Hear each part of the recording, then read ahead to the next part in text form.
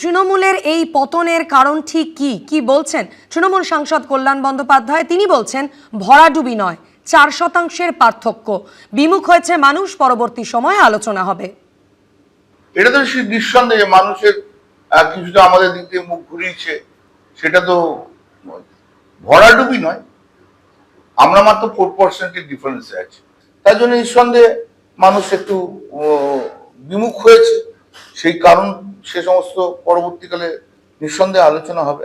হিন্দু ভোটটা হিন্দুদের ওরা বোঝাতে চেয়েছিল, হিন্দুরা একটু বেশি ভোট দিয়েছে, মানুষ বুঝেনি এরপর কি হয়েছে।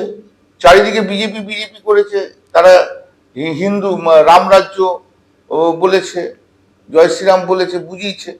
আইপ্যাকের একজনকে অ্যারেস্ট করলো, আইপ্যাকের অ্যারেস্ট করে তাদেরকে ডেকে নিয়ে বললো ইমিডিয়েটলি তৃণমূলের সঙ্গে সঙ্গ ছাড়তে হবে। ইলেকশন আগে ছেড়ে দিয়ে দেখেছেন সমস্ত ডাটা, তৃণমূলের সব ডাটা বিজেপির কাছে চলে গেল। 4-5 দিন আগে হয়েছে, 2-3 দিন আগে হয়েছে। এটা ডেমোক্রেসি, গণতন্ত্র নাকি? দিদিও তো প্রচুর পরিশ্রম সারা বছর করে, অভিষেকও সারা বছর পরিশ্রম করে, সবাই মিলে পরিশ্রম করেছে। কিন্তু পরিশ্রম তো আমাদের দলের নেতা নেত্রী কর্মী সবাই পরিশ্রম করেছে, এটা তো বুঝে না। কিছু গদ্দার ছাড়া সবাই পরিশ্রম করেছে। তো সবসময় তো আর জেতা হয় না, জেতা হারা সবার মধ্যে আছে।